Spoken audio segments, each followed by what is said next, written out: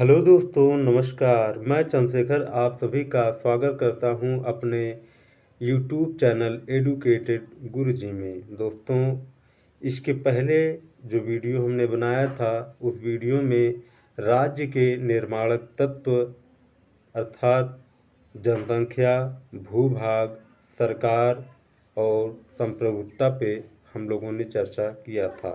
और अब आगे पढ़ेंगे राज्य की उत्पत्ति का सिद्धांत। दोस्तों, आप चैनल पे आए हैं तो वीडियो को पूरा देखिएगा और लाइक और सब्सक्राइब अवश्य कीजिएगा। ठीक है, चलते हैं, शुरू करते हैं ये चैप्टर। राज्य की उत्पत्ति के सिद्धांत को लेकर विभिन्न विद्वानों का भिन्न भिन्न मत है। राज्य सभ्य समाज की पहचान होती है। जहाँ सभ्य समाज होता है वहीं राज्य होता है। जहाँ सभ्य समाज नहीं होता वहाँ राज्य नहीं होता। राज्य की उत्पत्ति के बारे में जानकारी इतिहास से मिलती है। जहाँ इतिहास मौन हो जाता है वहाँ कल्पना का सहारा लिया जाता है।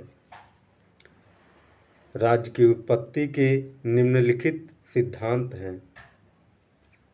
दैवी उत्पत्ति का सिद्धांत या धार्मिक सिद्धांत, शक्ति का सिद्धांत या बल प्रयोग का सिद्धांत या युद्ध का सिद्धांत, परिवार का सिद्धांत, रक्त संबंध का सिद्धांत, सामाजिक समझौते का सिद्धांत, विकासवादी सिद्धांत, क्रमिक सिद्धांत, ऐतिहासिक सिद्धांत और वैज्ञानिक सिद्धांत। हम केवल रिवीजन कर रहे हैं दोस्तों, ध्यान रखिएगा, केवल रिवीजन, और रिवीजन करना ही एग्ज़ाम के समय बहुत महत्वपूर्ण होता है। आप लोग या हम सभी नोट्स तो बना लेते हैं पर रिवीजन नहीं करते, और रिवीजन करना सबसे महत्वपूर्ण है। रिवीजन कीजिए और प्रैक्टिस कीजिए। प्रैक्टिस भी मैं ले आऊँगा दोस्तों। चलिए प्रारंभ करते हैं। पहला हो गया दैवी उत्पत्ति का सिद्धांत या धार्मिक सिद्धांत। सर्वप्रथम इसका प्रतिपादन रॉबर्ट फिल्मर ने किया था अपनी बुक पैट्रियाका में, और इनका समर्थन जेम्स प्रथम ने किया था अपनी book the law of free monarchy में।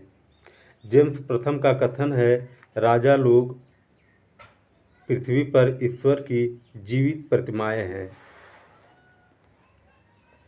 फ्रांस में शासक लुई 14वां था, इसने प्रतिपादक किया था, ब्रेस्वे ने प्रतिपादक किया था। लुई 14वां का कथन है, मैं ही राज्य हूँ। फ्रांस में दैवी उत्पत्ति के सिद्धांत के प्रतिपादक ब्रेस्वे हैं। इस समय फ्रांस का शासक लुई 14वां था। सभी धर्मों का मानना है सभी राजा ईश्वर की प्रतिमाएं हैं, प्रतिनिधि के रूप में हैं। भारतीय परंपरा में कहा गया है कि सज्जनों की रक्षा के लिए, दुर्जनों को नष्ट या दंड करने के लिए ब्रह्मा या ईश्वर ने राजा को पृथ्वी पर भेजा है। महाभारत में श्री कृष्ण ने भी कहा था, मैं ही राज्य हूँ। राज्य या राजा को ईश्वर ने बनाया है। राजा किसी को दंड देता है तो प्रजा को किसी जन्म का पाप समझकर दंड को सहन करना चाहिए, क्योंकि राजा ईश्वर का प्रतिनिधि होता है। दैवी उत्पत्ति का सिद्धांत का मानना है यह।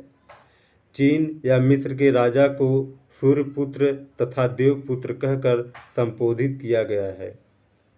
भारतीय परंपरा और यूरोपीय परंपरा में भी यह माना गया, जो पहला राजा आया। भारतीय परंपरा या यूरोपीय परंपरा में भी यह माना गया, जो पहला राजा आया वह ईश्वर का प्रतिनिधि है।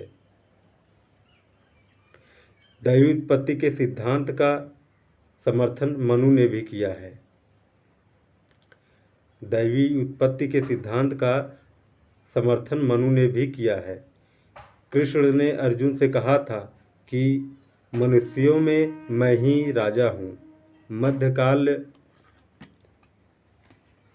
मध्यकाल में राजा और पोप में जब युद्ध हुआ तो राजा ने कहा मैं भी ईश्वर का प्रतिनिधि हूँ। आधुनिक काल में दैवी उत्पत्ति के सिद्धांत की स्थापना हुई।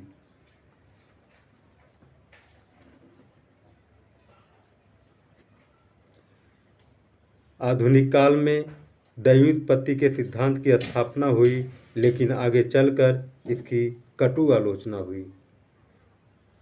आलोचना इसलिए हुई क्योंकि इसका न तो कोई ऐतिहासिक और न कोई वैज्ञानिक और न ही तर्क पर यह आधारित थी। लेकिन आलोचना के बाद भी दैवी उत्पत्ति का महत्व है, दैवी उत्पत्ति के सिद्धांत का महत्व है, क्योंकि जिस समय लोग एक दूसरे से लड़ रहे थे, झगड़ रहे थे और एक दूसरे से लड़ के इधर से उधर भाग रहे थे, उस समय दैवी उत्पत्ति ने लोगों को इकट्ठा किया, आज्ञा पालन करना सिखाया और राजभक्त की भावना सभी के मन में बसाया। इन्हीं सभी कारणों से दैवी उत्पत्ति के सिद्धांत का महत्व है। राज्य की उत्पत्ति का शक्ति का सिद्धांत, युद्ध का सिद्धांत, यह हमारा दूसरे नंबर का सिद्धांत है दोस्तों। पहला था दैवी उत्पत्ति का सिद्धांत, अब दूसरा है राज्य की उत्पत्ति का शक्ति का सिद्धांत या युद्ध का सिद्धांत। वीडियो में बने रहिए दोस्तों, थोड़ा वीडियो लंबा होगा लेकिन ये बहुत ही महत्वपूर्ण चैप्टर है। राज्य युद्ध के बल पर अस्तित्व में आया। राज्य में दो वर्ग थे, एक सबल वर्ग था और एक निर्बल वर्ग था। सबल वर्ग ने निर्बल वर्ग को जीतकर अपने राज्य में मिला लिया।